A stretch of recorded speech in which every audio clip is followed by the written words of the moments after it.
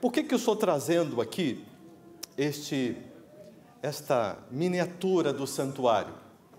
O santuário ele ficava colocado, a posição dos móveis era formava exatamente uma cruz. Uma cruz. É por isso que eu estou colocando aqui somente os móveis, nesse formato da cruz, tal qual era a disposição naquela época, ok? Apenas que não temos aqui as coberturas, para que a gente consiga enxergar os móveis. Todas as mensagens que nós traremos, nós teremos que entrar no santuário, de maneira didática, dessa forma aqui, para a gente perceber os detalhes todos desta revelação. Tem coisas aqui incríveis que vão impactar o seu coração, que vão impactar a sua vida e vão te convidar para uma transformação que talvez você ainda não tenha experimentado, ok? Então, dentro dessa estrutura, dentro dessa realidade, é que vamos trabalhar o tema, o clamor, o autoclamor, o autoclamor. Então, só para você ter uma ideia dos temas que você não vai perder, porque você estará aqui no nome de Jesus, estará comigo aqui a cada noite, a partir das 7 horas da noite, tá certo? O primeiro tema, que é o tema de hoje, na intimidade com Deus à luz do santuário. Esse tema é para a gente dar o ponto de partida, para a gente dar a base, a sustentação, para depois começarmos um aprofundamento, quando vamos olhar, vamos enxergar para Laodiceia, e a gente vai entender o argumento de Laodiceia, como ele tem uma certa lógica, e aonde que ele se estrutura, aonde ele tem a base dele. Nós vamos enxergar aqui dentro do santuário, tá certo? E depois o diagnóstico, e a gente vai entender alguma coisa mais especial ainda a respeito da verdade presente. É um tema que você não pode perder no nome de Jesus. E a terceira mensagem tem a ver com a verdade sobre o processo do selamento. Todos os detalhes do processo do selamento, o selo do Deus vivo. A recepção do selo do Deus vivo, como isso funciona. Irmãos, nós vamos buscar do santuário, não a teologia, não a teoria que isso tem, mas nós vamos tentar mergulhar na essência do que tudo isso aqui significa, a essência. E quando nós tocarmos a essência de tudo isso daqui, eu tenho certeza que o seu coração será impactado de uma maneira muito, mas muito forte. Muito forte. No quarto dia, na quarta-feira, terça-feira, não é? O ministério de Cristo, passo a passo. Vamos ilustrar aqui como que esse ministério acontece. O quinto, o santuário revela, é mais difícil se perder. Só que eu vou provar isso para você aqui. Dentro do santuário, eu vou te mostrar como que isso funciona. É mais difícil se perder. O sexto tema, lá pela quinta-feira, é os super enganos para os cristãos de hoje, para terminar de acabar com a ingenuidade espiritual. E depois, o surpreendente processo da restauração da verdade, como que ele dentro da história ocorre, dentro do plano maravilhoso de Deus. E finalmente, no sábado que vem, o autoclamor. O autoclamor. E vamos chegar com toda essa estrutura, são peças que vão se encaixando. Então, se você faltar, vai ficar faltando essa engrenagemzinha tão importante na sua experiência com Deus durante esses temas todos. Tá bom? Para honra e glória de Deus. Vamos lá? A intimidade com Deus à luz do santuário. 2 personagens. O primeiro personagem que eu quero trabalhar com vocês aqui é esse daí, ó. Esse argumento dele: sinto-me muito bem espiritualmente, estou no melhor momento com Deus da minha vida. Alguém que diz o seguinte: olha, eu Eu estava mal espiritualmente. Estava um pouco desligado de Deus. E eu sentia falta de alguma coisa. Mas tem um detalhe, eu resolvi tomar uma atitude. Resolvi. Vou viver uma experiência de uma transformação espiritual agora. Vou começar. Leitura da Bíblia, oração, levantar mais cedo, espírito de profecia, tal. Agora eu estou me sentindo tão bem. Eu estou no melhor momento da minha vida. Sabe, estou me sentindo com Deus, está tudo certo, tudo tranquilo. Ah, como estou bem.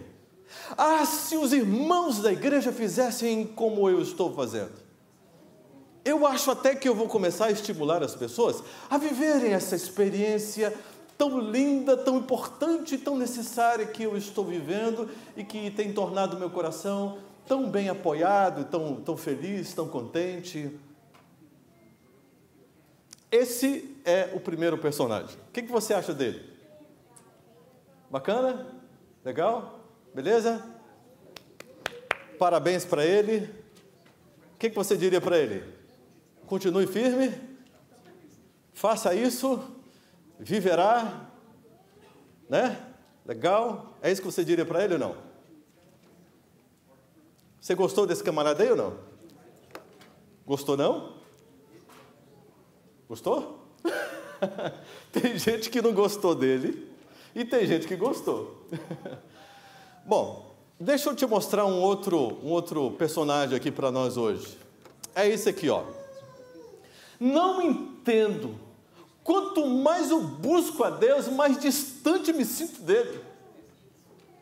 Eu tenho orado, tenho clamado, tenho buscado, eu tenho, assim, feito estudos da palavra de Deus, eu tenho mergulhado no espírito de profecia, eu tenho clamado a Deus, eu tenho jejuado, eu tenho participado de todas as reuniões de oração, eu tenho buscado mesmo, e parece que quanto mais eu busco a Deus, mais eu percebo a minha realidade, e mais eu sinto o meu pecado, mais eu sinto o meu vazio, mais eu sinto que estou distante de Deus. Eu preciso de mais e mais de Deus. Eu sou grandemente necessitado de Deus. Eu não confio em mim mesmo, eu não posso me garantir, eu preciso. É por isso que eu não vou faltar nenhuma reunião nessa semana, porque Deus agendou isso para mim, e eu não posso dar as costas para Deus, porque eu necessito, eu preciso, eu tenho que crescer, eu quero Deus. O que você achou dessa figura? Gostou dessa figura? O que você acha desse cidadão? Tem diferença ou não? Você está mais para o primeiro ou mais para o segundo?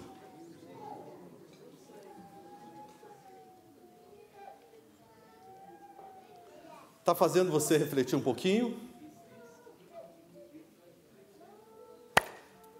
Ok. Vamos em frente, porque daqui a pouco vai fazer sentido. Vamos começar com esse texto? Êxodo 25, de 8 a 9. Êxodo 25, de 8 a 9. Esse é o nosso texto de ponto de partida.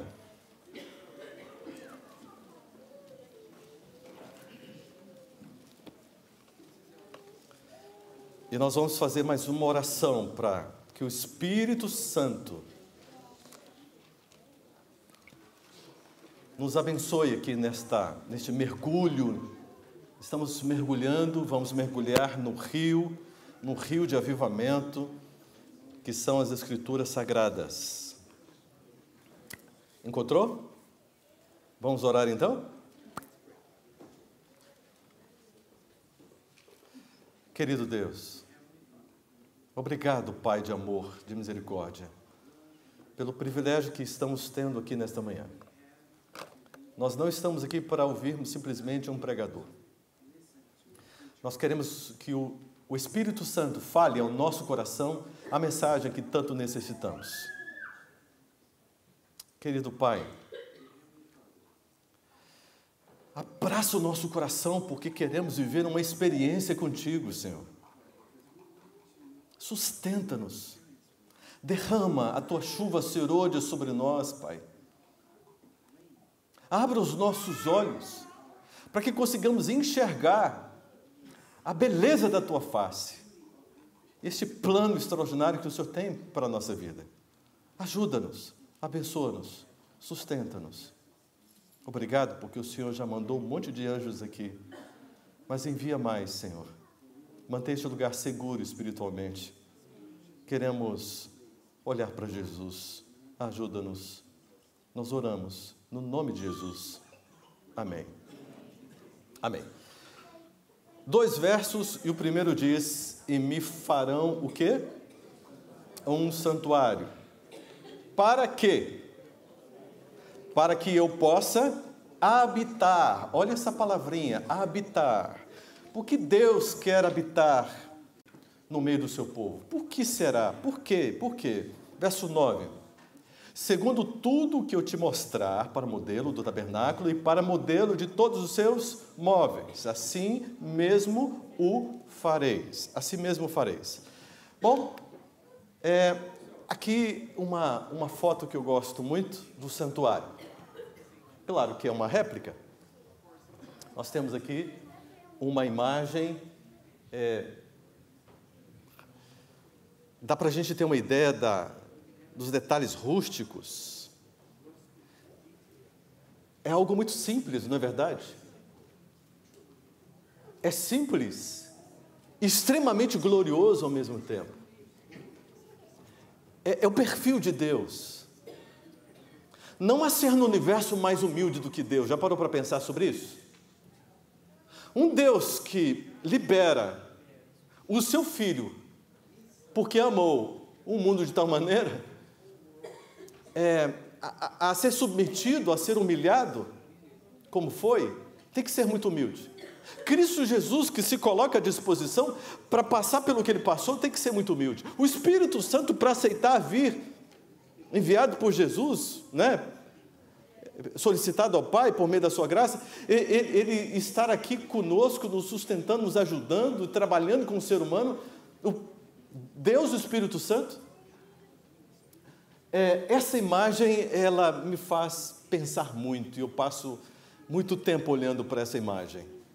É uma das fotos assim, é uma réplica e tal, mas me aproxima muito da realidade, essa sensação que eu tenho. Eu fico olhando o que Deus queria com tudo isso. Para a gente entender um pouquinho melhor, vamos começar com essa pergunta: por que Deus criou o ser humano? Qual o propósito pelo qual Deus criou o ser humano? Quero a ajuda de vocês.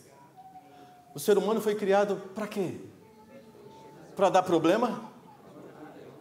Hã? Fala um pouquinho mais forte. Para adorá-lo. O ser humano foi criado para adorá-lo, mas o quê? Para ser morada de Deus. Para ser amado. Gostei. Alguém quer participar? O ser humano foi criado para quê? Aqui está a base, o ponto inicial para tudo. Nós temos que entender isso. Para a glória de Deus. Hã? Para justificar a Deus. O ser humano foi criado para quê? Vamos pensando, vamos pensar. Hã? Repovoar o céu. Repovoar o céu. Imagem e semelhança de Deus. Revelar o amor de Deus. Revelar o amor de Deus. Hã? Para servi-lo. Ok? Para representá-lo. Nós estamos pensando. Nós temos que pensar. Por que o ser humano foi criado? Qual o propósito? Por quê? É uma questão existencial básica essa. Não é? Por quê? Por quê? Bom, a resposta é a seguinte: o ser humano foi criado para o relacionamento. O que significa isso?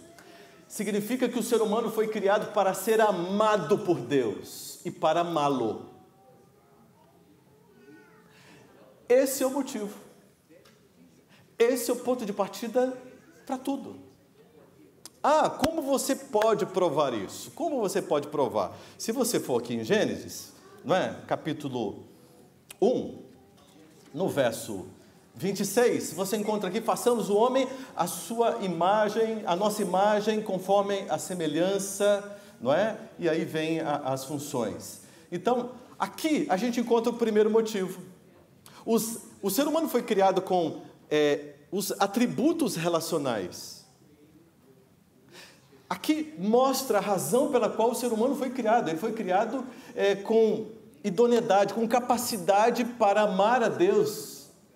Porque ser amado por Deus seria uma resposta mais óbvia. E para isso, o ser humano seria livre. Seria livre. Amar a Deus e ser amado por Deus. O segundo motivo está aqui, no capítulo 2, a partir do verso 2, nós encontramos o quê? Deus separando um dia para servir de quê? Imersão relacional. Deus criou o ser humano com os atributos relacionais e depois Ele coroa este tempo da existência do ser humano e agora Ele estabelece como um pilar para todos os dias da sua vida, sempre o sétimo dia, para ser o quê? O dia da imersão relacional. O dia do relacionamento com o ser humano. Isso não é maravilhoso? A gente encontra em Gênesis 1, né, um relato, um breve relato da criação, e isso chega num ápice, no ponto. E nesse clímax, Deus então apresenta um dia especial em que Ele tem na sua mente todo o prazer, toda a alegria de colocar em prática um propósito que Ele teve ao criar o ser humano, um relacionamento. Enfim, um dia para que eu possa me relacionar completamente com o ser humano de maneira exclusiva. Exclusiva. Não é lindo isso, irmãos? Mais um ponto aqui interessante. Gênesis 3, no verso 9, nós encontramos o homem em pecado. Quando ele peca, ele se separa de quem? Ele se separa de Deus. Então, Deus ele não foge do propósito original dele. Então, ele busca o ser humano, ele vai ao encontro do ser humano, porque ele quer o ser humano de volta, próximo a ele, no seio do seu relacionamento. E ele então vai atrás de Adão, vai atrás de Eva. No verso 9 ele pergunta: onde estás? Olha, um Deus querendo um relacionamento. Aonde estás? Deus querendo buscar o ser humano. No verso 15, a gente encontra então finalmente o santuário. O santuário, que é o plano de Deus, toda a proposta de Deus, que nós vamos ver com muitos detalhes, para trazer de volta o ser humano para o seio da sua intimidade, do seu relacionamento. Deus não suporta a ideia de passar a eternidade sem o ser humano, por isso que Ele enviou o seu Filho para ser uma ponte de retorno, de resgate do ser humano. Deus, Ele não muda. Deus não muda. Ele tem um único propósito na mente e Ele persegue esse objetivo o tempo todo. Ele não muda, Ele não parte para plano B, plano C, etc. Não. Deus tem um propósito. Ninguém tira da cabeça de Deus um sonho, uma vontade, um desejo, um propósito. Essa palavra é boa. Um propósito de ser o nosso mais íntimo amigo. O que você acha disso? O que você acha disso? Olha, no verso 20, 21, a gente encontra Deus, então, Ele houve o sacrifício do cordeiro, e finalmente Ele veste com a sua justiça, veste com as roupas, com a pele do cordeiro, Ele veste o homem e a mulher. É algo realmente maravilhoso. Deus, Ele quer que nós o amemos. Ele quer nos amar sempre. Isso é o ponto básico, é o primeiro ponto para a gente poder avaliar tudo que a gente vai avaliar aqui no santuário, não é? Outra pergunta, por que Deus ordenou a construção então de um santuário? O povo de Deus estava onde? No Egito. Há quanto tempo? Mais de 400 anos. O tempo foi passando, a escravidão foi apertando, e chegou um ponto que o povo ficou o quê? Desumanizado, sem nenhuma civilidade, o povo ficou completamente, sabe, sem a estrutura religiosa, o povo ficou como sub-humanos, numa situação sub-humana. Imagine todos os prejuízos. Deus agora pega esse povo e quer reeducá-los. Ele quer transformar esse povo num povo de verdade, na sua igreja. Ele quer trazer esse povo para o seu relacionamento. E para que isso aconteça, Deus então tem uma universidade, uma faculdade, um treinamento incrível, incrível. Não é? E nós encontramos Deus com este propósito. O santuário é onde Deus encontra, ele tem um encontro com o pecador. E a solução para o pecador. Ele revela ao pecador, não é? Ele se revela ao pecador. Ele habita com o pecador. Ele fala com o pecador. Ele recebe o pecador. Ele perdoa o pecador e recebe a oferta do pecador. Quantos propósitos maravilhosos. O que revelam os móveis do santuário? E aqui a gente vai ver como que essa faculdade de Deus, esse ensino de Deus, tudo isso colabora.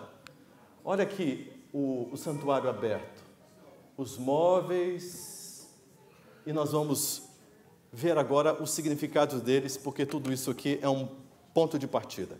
Aqui nós temos, se você consegue enxergar, aqui nós temos o quê? Um altar. Que altar é esse? Do sacrifício. O que significava o altar do sacrifício? Quero a ajuda de vocês. Nós estamos agora dentro de uma escola. Deus pega um povo que não sabia de mais nada. Deus quer educar o seu povo. Quer dar saúde para o seu povo. Deus quer levantar a parte intelectual do seu povo. Deus quer revelar todo o seu plano para o seu povo. Deus quer fazer com que o seu povo entenda todo o seu sonho. Ok? O que significa o altar do holocausto? Quero a ajuda de vocês. Hã? Simboliza a cruz? Concordam ou não? Hã? Sim? O altar era exatamente aonde o cordeiro era consumido. Consumido. Aqui é o símbolo da graça. Aqui é o símbolo da justiça de Deus. Aqui é o símbolo da cruz de Cristo. Aqui é o ponto de partida da fé. Aqui é onde as coisas começam a acontecer no nosso coração. Este é o ponto de partida de tudo. Aqui nós temos uma pia. Qual o símbolo da pia? Purificação. Alguém falou? O batismo. Ok? A água, ela é capaz de fazer o quê? Limpar, lavar e purificar.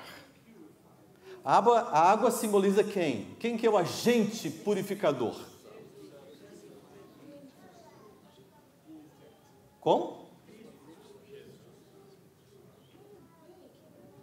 A ação da limpeza é uma ação realizada por Cristo Jesus. A pia simboliza o batismo. Para alguém ser batizado, ele tem que morrer.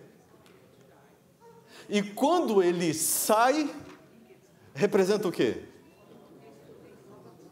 Uma nova pessoa que foi gerada de forma espiritual.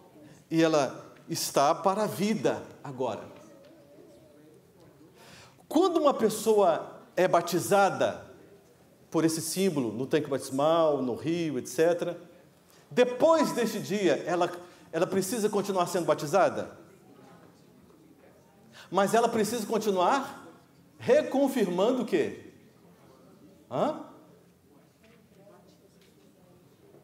Todos os dias eu preciso morrer para este homem carnal? E todos os dias, ao pé da cruz, eu preciso renascer em Cristo? É um processo diário, ininterrupto, aonde o eu é crucificado e quem se levanta? Aquele que é gerado pelo Espírito e que nasce em Cristo Jesus. Quem é que gera Cristo em mim para que eu tenha? É o Espírito Santo. É Ele que gera Cristo. O que está escrito em 1 João 5, verso 12? Aquele que tem o Filho tem o quê? E aquele que não tem o Filho não tem? Olha só. Que coisa maravilhosa. Agora, o que nós temos aqui? Uma mesa com pães. O que simboliza essa mesa com os pães?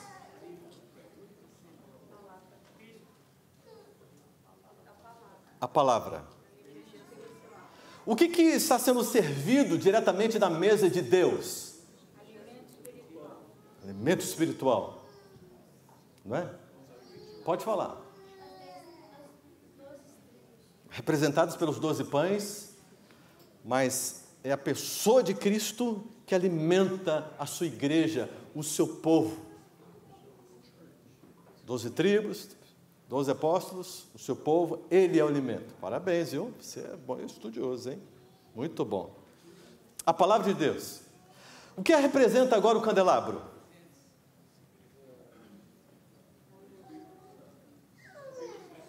Espírito Santo. A palavra também? Salmo 119, 105? Lâmpada para os meus pés. Cristo o quê? A luz. Mas Cristo também disse, vós sois a luz.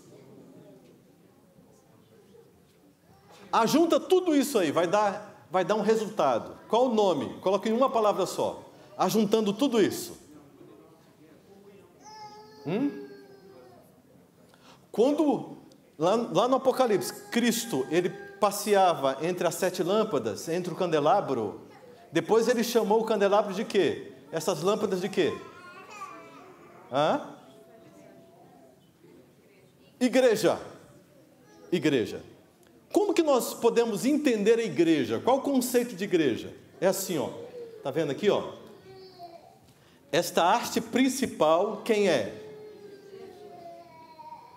Quando Jesus ele apresentou a parábola ali da videira verdadeira, o que ele diz?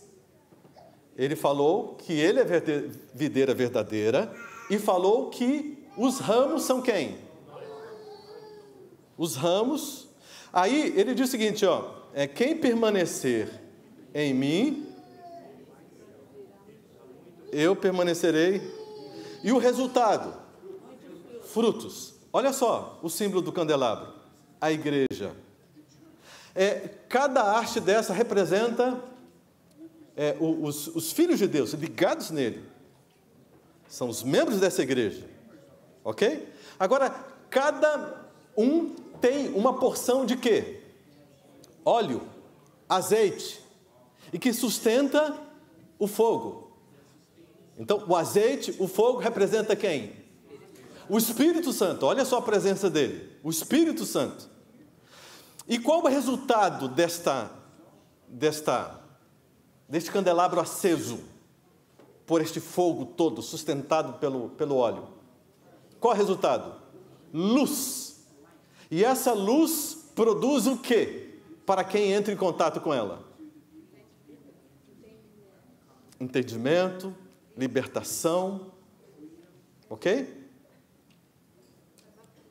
Olha que símbolo importante, a igreja de Deus. A igreja de Deus sem o Espírito, ela pode brilhar? Se eu estiver desconectado de Cristo, eu posso fazer parte de Cristo? Encontrei uma jovem, e eu disse, você está longe da igreja? Ah, não vou mais. Mas por quê? O pastor é hipócrita, os anciãos são hipócritas, os diretores dos departamentos são hipócritas, os membros são hipócritas, todo mundo é hipócrita. Cansei de hipocrisia, vou viver na minha agora. Eu disse, não, tudo bem, sem problema, tranquilo. Agora é o seguinte, como que você está com Jesus? Ah, com Jesus estou muito bem, muito bem. Eu disse, como que você pode estar tão bem com Jesus e tão mal com o corpo de Cristo? Ela parou, pensou, não encontrou a resposta e disse, no próximo culto eu estarei lá. O corpo de Cristo, a minha participação, o meu ministério está revelado aqui. Se eu estiver ligado a Cristo, eu farei parte do corpo de Cristo.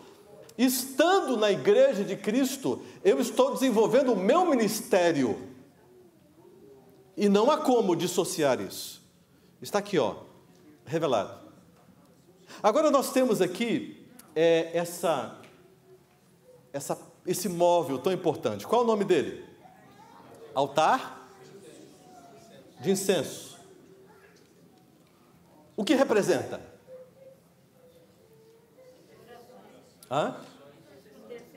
Intercessão, adoração. Ok, fantástico, é isso mesmo. A oração, a intercessão, a adoração. Adoração são atitudes ou é um estilo de vida? É um estilo de vida. É um estilo de vida. Aqui representa um estilo de vida. O estilo de vida de um adorador, como é? É uma vida de quê? Conectada. É uma vida de adoração. E o louvor, ele é produzido em ações pontuais, com uma atitude de gratidão. Nós estamos olhando aqui os ensinamentos de Deus. E são coisas muito sensíveis, muito, muito especiais realmente. Porque mostram o sonho de Deus, a vontade de Deus. E agora chegamos na arca. A arca do concerto, a arca da aliança. O que significa a arca da aliança?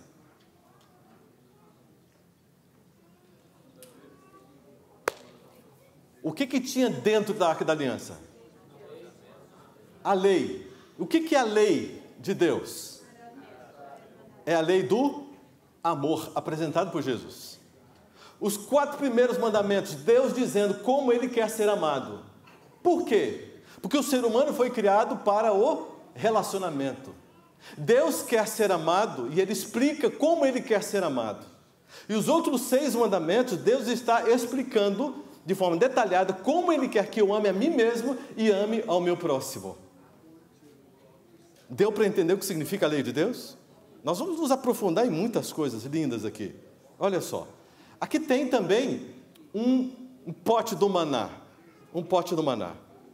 O que simboliza esse pote com esse maná, esse pão do céu, esse pão que veio para alimentar o seu povo? O que simboliza?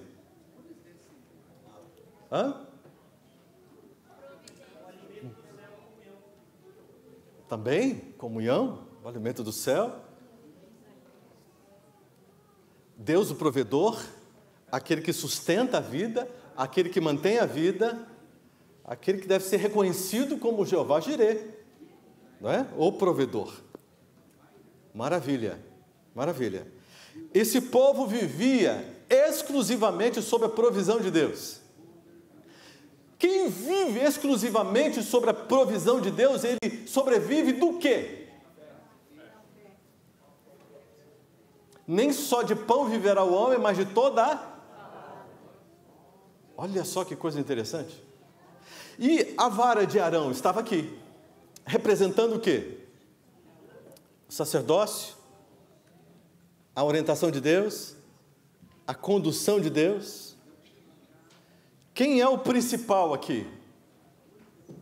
Salmo 23, encontramos a figura de um líder, de um pastor, alguém que pastoreia, aquele que dirige, aquele que orienta, e ele promete que jamais faltará. Havia uma tampa, e sobre essa tampa, 2 anjos. Essa tampa tinha um nome, propiciatório. O que significava o propiciatório? A provisão de Deus para a salvação, a justiça de Deus. E esses anjos, uma referência a um ministério incrível, maravilhoso, extraordinário, o ministério dos anjos. Você já viu o seu anjo? Algumas pessoas relatam, né, que já viram os anjos. O ministério dos anjos, ele é realmente impactante, e um dia nós vamos poder conhecer muitas coisas, muitas coisas. Observe algo incrível agora. Há um padrão no processo da salvação, há um padrão muito especial. Quando Deus tirou o povo ali do Egito, Deus, ele já estabeleceu todo um padrão, fez com que o povo passasse por todo um padrão de salvação, de libertação, antes mesmo desse santuário ser erigido, ok? E que o povo ainda não tinha consciência, mas depois o povo começou a entender tudo. Olha só, estamos aqui no primeiro ponto de partida, o altar do quê? Do holocausto, certo? Antes, para o povo ser liberado do Egito, na 10ª praga, o que aconteceu? A morte houve um sacrifício, tá certo? O povo, com esse sacrifício, ele saiu do Egito. O faraó não conseguiu resistir mais diante desta realidade. Quando o povo saiu do Egito, ele passou por onde? Pelo Mar Vermelho. Imagine que batismo não foi esse. E quando ele chegou do outro lado, ele descobriu que precisava, para ser sustentado, precisava de quê? Do alimento, do pão. E não seria somente o pão material, mas seria um pão espiritual também. Deus olha para a sua igreja e diz o quê? Vocês são o meu povo, vocês são a minha igreja, e vocês brilharão para o mundo, vocês serão luzes para o mundo. Ele queria que o seu povo entendesse a sua missão agora diante de todos os povos. Deus então chama o seu povo para a intercessão, a oração, porque Moisés subiria ao monte. Quando Moisés desce do monte, ele desce com quem, irmãos? Observe que aqui há um processo incrível de salvação. Há um processo. Mais um pouquinho. Vamos olhar para Cristo Jesus. Cristo Jesus. Cristo Jesus, quando veio ao mundo, ele nasceu aonde? Qual foi o nome do hospital chique que atendeu o plano de saúde dele? Na estrebaria entre o quê? Os animais? Onde é que os animais ficavam aqui no santuário para serem sacrificados? Olha só onde Cristo nasceu. Em que local? Isso já apontava para o quê? O objetivo pelo qual ele veio. Quando ele começou o seu ministério, ele começou por onde? O seu batismo, passando pelas águas. João quis batizá-lo? Inicialmente não. E Cristo disse, para que se cumpra o quê? O que estava profetizado no santuário. E ele então foi batizado. Quando ele saiu do seu batismo, ele foi para o deserto. cheio do Espírito Santo, ele foi para o deserto.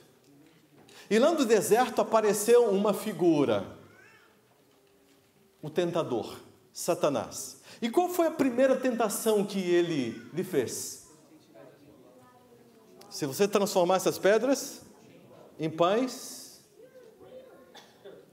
vocês estão vendo alguma conexão? É coincidência ou não? Eu estou falando de forma bem rápida, mas há muita teologia em cima disso. Depois que Jesus venceu esta tentação, ele foi conduzido para uma próxima. E qual foi a proposta de Satanás? Se você se dobrar, se prostrar e me der uma douradinha, eu entrego para você tudo. Não precisa passar pelo sacrifício. Eu entrego para você a igreja. Entrego tudo de mão beijada para você. E Jesus, obviamente, não aceitou. Porque não há nenhuma variação, jamais haverá uma variação no processo de salvação. Nenhuma etapa pode ser eliminada. E Cristo Jesus estava aqui para realizar todo o trabalho de forma plena, absoluta. Satanás, então, tentou Cristo ali, conduziu, de alguma forma, Cristo para o pináculo do templo. Induziu a Cristo, tentou induzir a Cristo a fazer uma oração.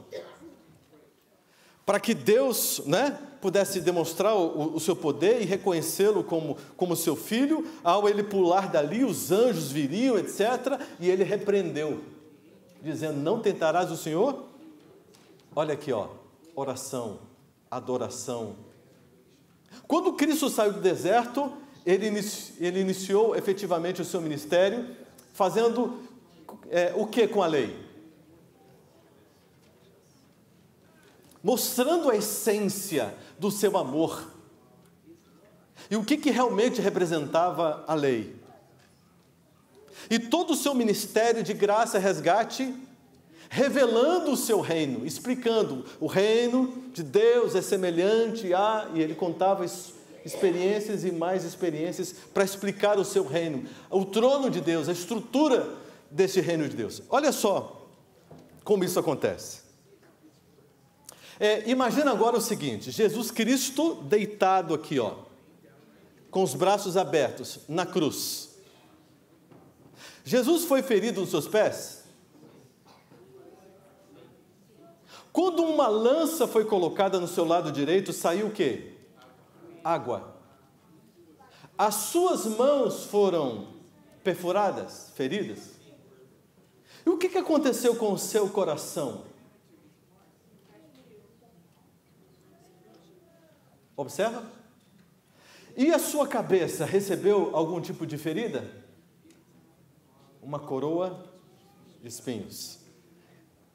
Aqui nós estamos entrando em contato com algo que é extraordinário. É a própria pessoa de Cristo Jesus, representada pelos móveis do santuário. Quando Jesus, ele disse, eu sou... João 14, verso 6. Eu sou o quê? O caminho, a verdade. O que Jesus estava dizendo? Ele estava dizendo, eu sou o caminho é a entrada aqui para o pátio. É o acesso para Deus. Sem passar pelo sacrifício, sem entrar em contato com a graça de Cristo, não existe um retorno para Deus. Ninguém pode retornar para Deus sem ter tido acesso à graça, o sacrifício de Cristo Jesus. E ninguém pode ter acesso a Deus de alguma outra forma. Este é o caminho. Onde é que a verdade está revelada, exaltada, registrada, ampliada, divulgada? Em que local? E praticada? Em que local? Lugar santo. Esse lugar aqui, ele era coberto, mas esse aqui, ele era aberto, chamado de pátio. Mas este lugar, onde esses 3 móveis estavam, era chamado de lugar santo. E este último aqui, lugar santíssimo, que tinha apenas este móvel, a arca, simbolizando o trono de Deus. Ele diz: eu sou o caminho, a verdade e a vida. Há um juízo que determina quem vive ou quem morre, quem é absolvido ou é culpado. Há um juízo, não há um juízo? Quando Jesus falou a respeito da pessoa do Espírito Santo, e ele disse lá em João 14, no verso 15 e 16, ele disse: eu não vou deixar vocês órfãos, não vou deixar vocês órfãos, eu vou enviar um Paracletos, eu vou enviar um outro Consolador, verso 18, ele diz também: não vos deixarei órfãos, voltarei para vós outros, não é? No verso 16, eu rogarei ao Pai e Ele vos dará outro Consolador. Consolador, a palavra grega aqui é Paracletos, significa advogado, representante, intercessor, consolador. Jesus agora, lá no capítulo 16, no verso 8, ele fala sobre as funções do Espírito Santo. E ele convencerá o mundo do quê? Do pecado, da justiça e do juízo. Ele vai convencer o mundo, ele nos convence de quê? De que eu sou pecador. E sendo pecador, eu necessito de quê? De quem? De Cristo, o Salvador. Ele vai me convencer da necessidade que eu tenho da justiça, que eu não posso encontrá-la em mim mesmo, porque eu não a tenho. Eu preciso de um Paracletos, porque Cristo também é um Paracletos. João 2, 1 João 2, verso 1. Filhinhos, eu estou dizendo essas coisas para que vocês não pequem, mas se vocês pecarem, há um Paracletos, há um advogado junto ao Pai. O único que pode pleitear a nossa causa diante do Pai é quem? Cristo. Mas o que o Espírito Santo então faz? Ele também pleiteia a nossa causa junto a Cristo. O Espírito Santo nos liga a Cristo, nos convence da nossa necessidade de termos um Salvador, de termos um advogado e de termos um juiz aqui no juízo. E ele convencerá o mundo do pecado, da justiça e do juízo. Lá em Romanos 8, 26 diz o quê? Que é Ele, o Espírito Santo, que nos assiste em nossas debilidades, fraquezas, porque nem orar como convém sabemos, mas o Espírito Santo com gemidos inexprimíveis intercede por nós. Vocês estão observando que aqui nós temos todas as respostas e todos os ensinamentos? Vocês estão observando que nós só podemos entender e experimentar a intimidade com Deus por meio das orientações do santuário, das revelações do santuário? Mais um pouquinho e a gente vai vendo algumas coisas aqui que são maravilhosas. O que os sacrifícios praticados significam para mim hoje? Olha só, acompanhem comigo aqui, ó. Referência, ok? A oferta, a localização do sangue no altar, a carne, né? Para quem ela iria, e o aspecto único a ser observado nesse tipo de oferta, que são 5, e o sacrifício de Cristo, tá certo? Qual o aspecto do sacrifício de Cristo ressaltado aqui? Então nós vamos ver aqui, ó. O sacrifício do holocausto é aquele que acontecia todos os dias. Que horário? O da manhã? Qual horário? Qual horário? 9 da manhã. Qual horário que Cristo Jesus foi colocado no madeiro? E o horário do sacrifício da tarde? Que horário? Qual o horário que Cristo expirou, que Cristo morreu? Se cumpriu perfeitamente na vida de Cristo. Porque aqui nós estamos olhando para Cristo. Temos símbolos incríveis que nos ensinam muito, assim como ensinaram o povo de Israel.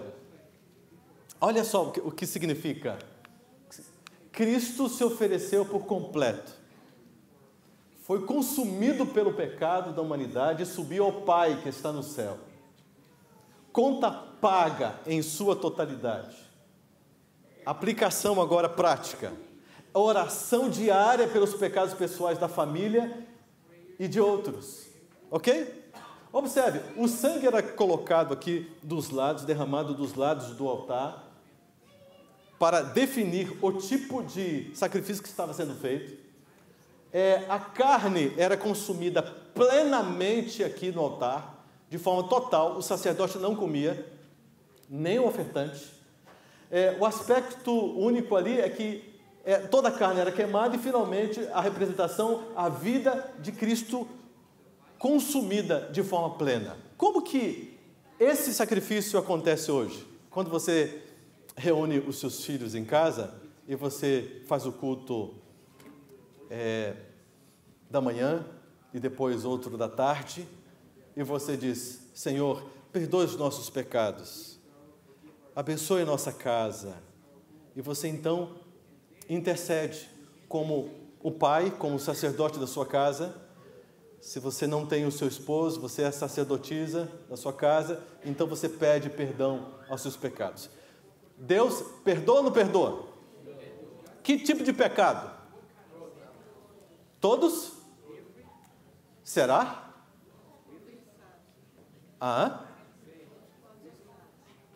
Que tipo de pecado? Vamos acompanhar no raciocínio. Que tipo de pecado? Quando a gente se reúne aqui, vamos fazer uma oração: Senhor, perdoa os nossos pecados, em nome de Jesus, amém. Deus perdoou? Que tipo de pecado? Esse sacrifício diário era feito assim, era feito por todos. Todos estavam beneficiados com ele. Mas era o único sacrifício? Deus queria algo mais? Continua, vamos lá. Olha aqui, Agora, oferta de manjares. Não tinha nada a ver com sangue. Sem carne, sem morte. Significava o quê? Cristo provê vida eterna. Mas o que significava esse sacrifício? Olha só, Romanos 12, verso 1. O sacrifício vivo não ocorre para a remissão dos pecados, mas como presente de Deus em resposta a tudo que Ele fez. Aplicação: entrega do coração a Cristo. Decisão: morte do eu.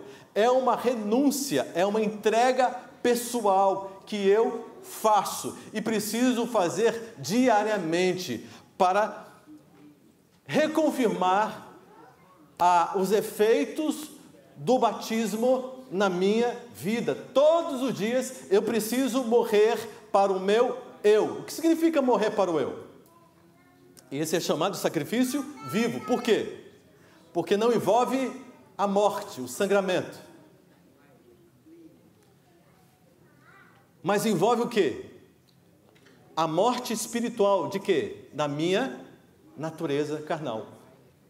Quando eu quero uma coisa, quando eu penso naquilo que satisfaz a minha carne, eu digo: Senhor, o Senhor não quer que eu faça isso. Eu renuncio.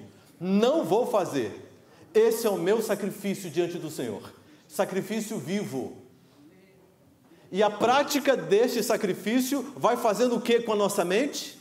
Ela vai sendo renovada.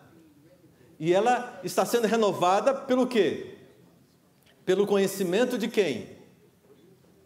De Cristo Jesus, por meio de uma experiência. Nós vamos experimentando a boa, santa, perfeita, agradável vontade de Deus. Observe como tudo isso, ele é muito sério. E como nós devemos compreender para colocarmos em prática na nossa vida. Muita gente acha que: Senhor, perdoa os meus pecados, em nome de Jesus, amém. Estou livre. Está tranquilo? agora eu vou partir para a vida, fazendo o que eu quero, vivendo do jeito que eu quero, assistindo o que eu quero, comendo o que eu quero, tocando onde eu quero, e os meus sentidos.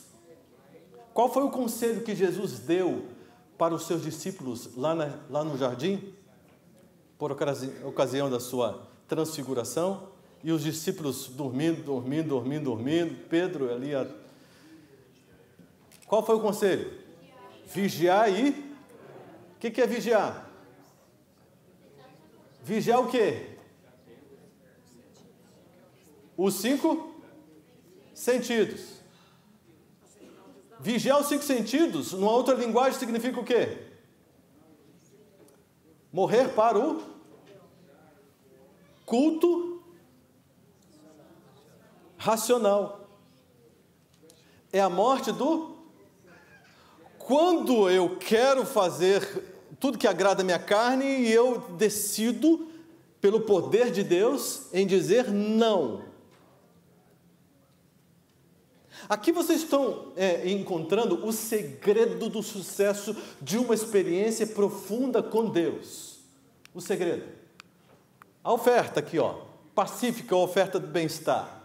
Olha só, o sangue era colocado aqui também dos lados, do mesmo jeito do sacrifício do holocausto, né? O sacerdote comia um pedacinho da carne de forma cerimonial, simbolizando a transferência do pecado para o corpo dele.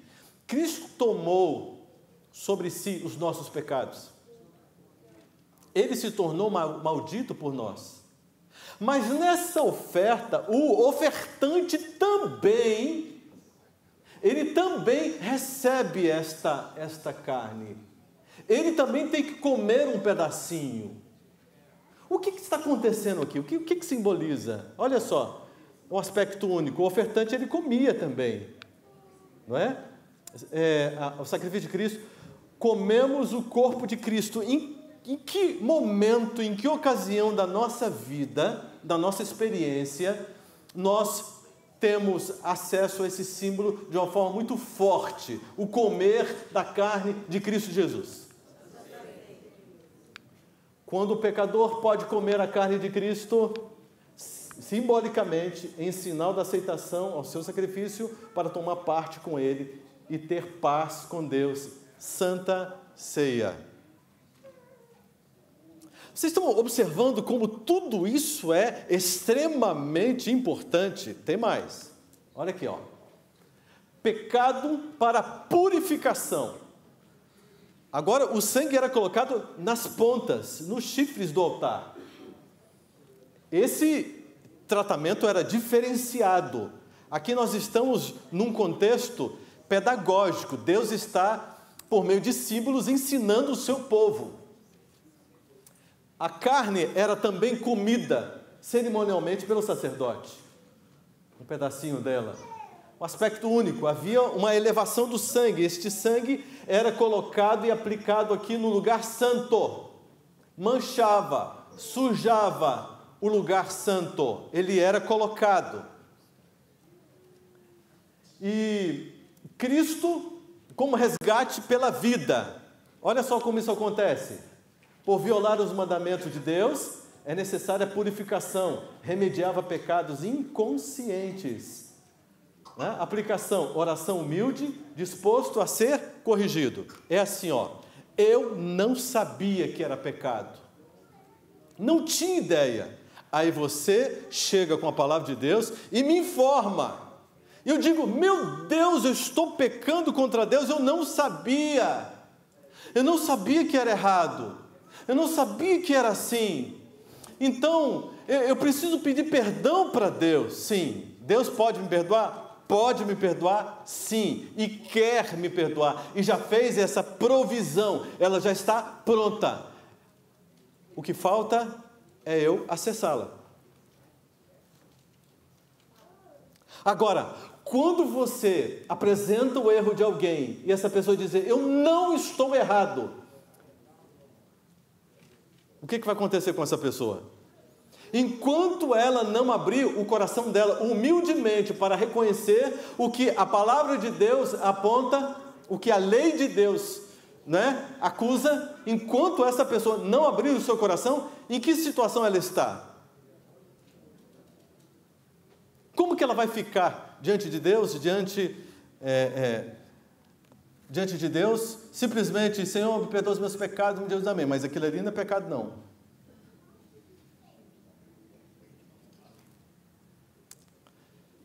Olha só, agora a oferta para a culpa, ela exige reparação. Ela exige reparação. Também colocado sobre os lados, né? O sacerdote também comia um pedacinho da carne. Pagamento prévio da reparação era exigido. Cristo pagou a dívida do pecado, olha só. Provia a expiação pelos pecados conscientes e deliberados. Os pecados de rebelião declarada e aberta contra Deus eram punidos. Aplicação, oração de humilhação do eu e súplicas. Quando você conscientemente peca, erra, e agora você decide aceitar o oferecimento de Cristo, é necessário você reparar o erro. O que Cristo fez com o Zaqueu? Não, tudo bem, Zaqueu, segura a graninha que você conseguiu. Está tudo certo. Um momento de ignorância, está tudo tranquilo. Fique em paz. Toca a sua vidinha. O importante é você não roubar mais. Foi isso que aconteceu? Qual foi a resposta, a atitude de Zaqueu? Devolveu de que forma? Com uma reparação muito especial. Alcançou misericórdia diante de Deus? Alcançou misericórdia diante de Deus. Não é? Agora, eu estou aqui, na minha casa. O santuário está lá. Todas as ruas dão para o santuário. Estou aqui na minha tenda, minha família, e eu estou preocupado. Eu preciso pedir perdão pelo meu pecado. Eu cometi um pecado consciente. Então, nesse sacrifício diário ali, de manhã e à tarde, eu estou fora. Aquilo ali é para hamartia. Quando eu erro o alvo, tem a ver com a minha natureza carnal. Mas aquilo que é dolo, que eu programei, que eu pensei, sabia que estava errado, não tem jeito. Se eu não levar o cordeiro, eu vou morrer. E ele protela, e disse, meu Deus, está chegando a hora. Está chegando a hora do sacrifício anual, que aí a expiação. E se eu tiver com esse pecado e chegar lá, eu vou morrer, eu estou perdido, eu serei condenado, eu não sei o que vai acontecer, mas eu sei que vai ser terrível, eu não posso segurar mais esse pecado que eu escondi esse tempo todo, eu vou ter que levar um substituto, porque se eu não levar, quem vai morrer sou eu. E ele então pega um animalzinho, e ele sai bem de fininho da casa dele com esse animalzinho, aí o filho já vê, são coisas que eu fico imaginando. Ei, pai, onde é que o senhor vai com esse animalzinho? Cala a boca, menino, eu vou resolver um problema ali. Pai, o senhor pecou e pecou feio, hein? Mas, pai, o que o senhor fez? Cala a boca, menino, depois a gente conversa, porque eu já estou passando vergonha demais aqui. Aí a mãe já ouviu. Ela olha e diz, já sei, já aprontou de novo, aquele mesmo pecado, me mata de vergonha, vou passar vergonha agora com a minha família, com as vizinhas, com a outra tribo, é só vergonha que esse homem me passa, meu Deus do céu, que vida dura, ela está angustiada. Aí ele sabe que se ele não enfrentar, ele mesmo paga a conta. Se ele pagar a conta, acabou. Então ele precisa levar um substituto. E aí ele enfrenta corajosamente, vai com o animalzinho dele. Quando ele chega lá na porta, o sacerdote está lá fazendo a avaliação, já tem uma fila, e ele encosta aqui, está aqui com o animalzinho e fica prestando atenção. Rapaz, o que será que esse pessoal cometeu, hein? Ixi, aí todo mundo olhando, e nossa, o que será que esse pessoal, todo mundo dando a vida do outro, o que será que vai dar, hein? Vamos ver aqui. Aí ele se assusta. porque o sacerdote fica muito nervoso. Esse animal aqui, falando para o que estava na frente dele, não serve para representar o sacrifício puro, perfeito de Cristo Jesus. Tem uma mancha aqui, do Messias, tem uma mancha aqui. Suma com isso aqui, arranje um animal digno. Aí o coração dele quase sai para fora agora. Já pensou? Se o meu animalzinho aqui for rejeitado, ele olha, se tem alguma mancha, não é possível que esse sacerdote vai inventar uma mancha aqui, porque tem que fazer essa viagem de novo, vai ser uma vergonha duplicada. E ele está desesperado. E ele então chega a vez dele, e ele, finalmente, foi aceito, que maravilha. Aí chega aqui, perto do altar, o sacerdote que já fez a cerimônia de purificação, já veio, já está habilitado para fazer o sacrifício, etc. Ele então diz, coloque as suas duas mãos e simbolicamente haverá transferência dos seus pecados. Mas comece a confessar os pecados. Senhor, eu fiz um negócio feio, mas está transferido. Não, tem que confessar o pecado. Sem a confissão, não vai resolver. Quem morre é você. Tá bom. Senhor, que negócio feio lá com aquela outra mulher. Senhor, já pensou? Você tem que confessar dessa forma os seus pecados. Olha que vergonha, que vexame. Senhor, eu não pego um capítulo daquela novela miserável, que só tem coisa ruim, mas a minha carne gosta, Senhor, gosta. Eu fico escandalizado, mas não consigo sair daquilo, aquela novela miserável. Senhor, aqueles seriados, aquelas coisas que eu fico lá o tempo todo vendo, eu fico com vontade, Senhor, de pegar aquela mulherada todinha lá, daquele seriado todo. Fica só com besteira passando na minha cabeça. Senhor, aqui no Facebook tem uma mulher mandando umas coisas para mim, uns vídeos, umas fotos, uns negócios, e eu não consigo, porque eu quero ver, Senhor do céu. O que será que nós teríamos para confessar nos tempos de hoje? E o sacerdote ali. Como é que será que isso acontecia? Finalmente, o cutelo era colocado nas mãos dele, e ele imolava o cordeiro, que não esboçava nenhuma tentativa assim de escapulir, aceitava a morte.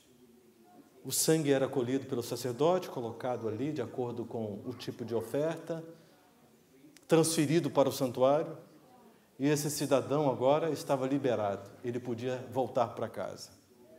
Que sensação esse homem tinha no coração? Como é que ficava a mente dele? Será que ele saía com vontade de pecar de novo? Agora eu limpei a minha barra, limpei a minha área, dá para me cometer outro pecadão de novo, tal. Vou para casa, depois eu só levo outro e tal, e está tudo certo, e está tudo bem, Deus perdoa mesmo, Ele perdoa, e está tudo certo, tudo tranquilo. É assim que o coração de uma pessoa ficava? Olha como isso é sensível e delicado. Olha que imagem forte, que imagem incrível. O fogo que Deus mantinha para consumir o pecado precisava ser consumido, e como nós temos lidado com o pecado de forma tão banal, tem pecadinhos sociais, tem pecadinhos assim para ajeitar situações na igreja, em contextos familiares, e na sociedade, e com o governo e tal, e que pecadinho ali, e as pessoas mentem, elas roubam, elas quebram a lei de Deus, elas agem com abominação diante do Senhor, e parece que está tudo certo. O que acontece então? O que acontece? O sacrifício apontava para o sacrifício único e supremo de Jesus Cristo. Somente esse sacrifício é verdadeiramente eficaz na luta contra o pecado. pois é o único pelo qual Deus pode estender misericórdia sem comprometer a justiça. Cristo permitiu que sua vida fosse completamente consumida ao se oferecer. Jesus é o meio de vida eterna que os seres humanos recebem ao comer simbolicamente o seu corpo. Ele deu seu sangue para resgatar a vida humana e oferecer o perdão pela dívida. E eu quero terminar com essa pergunta. Que sentimento você tem nutrido por Jesus? Quando eu olho para o altar dos sacrifícios, que sentimento eu tenho? Ah, que legal, que informação interessante. Eu já sabia, eu já conhecia. Que tipo de sentimento eu tenho? Será que eu me sinto um pecador? Será que eu reconheço que eu sou um pecador? Será que eu tenho ideia da minha realidade? Ou estou completamente cego, sem nenhuma noção das coisas, sem nenhuma percepção do que está acontecendo comigo? Estou tocando a vida, estou levando a vida, está tudo certo, a graça me basta, Jesus está comigo e está tudo certo, vou tocando a minha vida de acordo com a minha condescendência, de acordo com a minha concupiscência, está tudo certo, Jesus me ama, Ele vai resolver tudo. É assim? Ou será que eu sinto o meu pecado, eu sinto a dor do meu pecado, eu sinto a vergonha do meu pecado, eu me constranjo ou não diante da minha realidade pessoal? Ou será que eu estou numa dessa? Eu estou tão bem espiritualmente, agora estou orando, estou cantando mais, estou lendo mais os capítulos da Bíblia por dia, está tudo certo, estou tão bem espiritualmente, até um capítulo por dia do Espírito de Profecia eu leio, está tudo tranquilo, estou tão bem. Tem noção da realidade esse indivíduo? Ele entendeu o que significa graça, ele entendeu o que é a justiça, ele entendeu o que é o sacrifício, ele entendeu? Não significa nada para muitos, que vêm à igreja todos os sábados estão aqui na igreja, e será que está acontecendo o que no nosso coração? Será que nós temos morrido diariamente para a natureza pecaminosa? Ou será que nós estamos vivendo sem nenhuma afinidade com Jesus? Quando você tem afinidade com alguém, todo o tempo do mundo é pouco. Quando você não tem afinidade com uma pessoa, 1 segundo é demais. É isso que tem acontecido com o mundo cristão de hoje. Não conhece Jesus, não tem afinidade com Jesus, não conhece Jesus.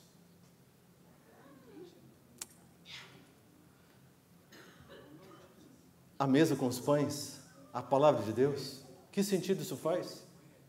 A igreja? Adoração? Que sentido isso faz?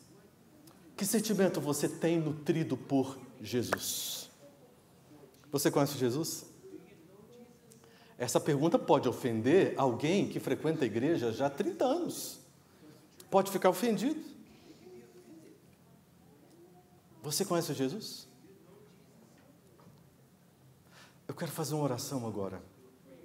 E quero implorar a Deus, clamar a Deus, para que Ele tenha misericórdia de nós.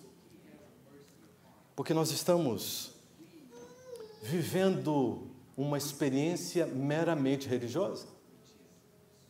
Mas nós precisamos viver uma experiência com Deus. Porque quem vive com Deus, vive em afinidade com Jesus. Só pensa nisso. Você quer saber de uma coisa? Você quer alguém que só pensa no santuário? Que tem o santuário na cabeça e que não tira o santuário da cabeça? O diabo. Hoje à tarde eu vou mostrar para vocês como isso funciona. Ele não tira da cabeça, sabe por quê? É claro que o propósito dele é outro. Ele quer enlouquecer as pessoas. Ele quer inviabilizar as pessoas espiritualmente. E ele precisa criar contrafações para isso. Para criar contrafações para isso, ele tem que partir de um ponto da verdade. É por isso que ele não tira o santuário da cabeça. Porque aqui está toda a revelação de Deus, toda a provisão de Deus, toda a verdade. O diabo não tira o santuário da cabeça dele. Essa é a estrutura do pensamento que ele acompanha para poder enlouquecer as pessoas. Você tem visto pessoas enlouquecerem? Ou você está também sendo atingido por esta loucura. Eu quero fazer essa oração neste momento e quero convidar você que nesse momento está reconhecendo pelo Espírito Santo que te convence do pecado, da justiça e do juízo, de que necessita desesperadamente, com ansiedade, de um novo nascimento, porque no fundo, é uma questão de decisão, porque no fundo, não tem sentido essa grande e tremenda necessidade de um Salvador. E precisa ser convencido pelo Espírito de Deus a sentir esta profunda necessidade, para se apaixonar no bom sentido, para trazer com um apego profundo a revelação, a verdade, a orientação e a experiência pessoal com Cristo Jesus. Tem alguém aqui que já não suporta mais esse mundo? Que não suporta mais o estilo de vida que tem vivido, que não é um estilo de vida de adoração, que tem aplacado a sua consciência com práticas religiosas, mas sabe que no fundo precisa reconhecer o seu verdadeiro estado, abrir o seu coração para que o Espírito Santo então possa realizar o seu sonho e a sua vontade. Tem alguém aqui? Então venha, no nome de Jesus, aqui na frente, para podermos fazer uma oração neste momento, no nome de Jesus. Amém. Louvado seja Deus.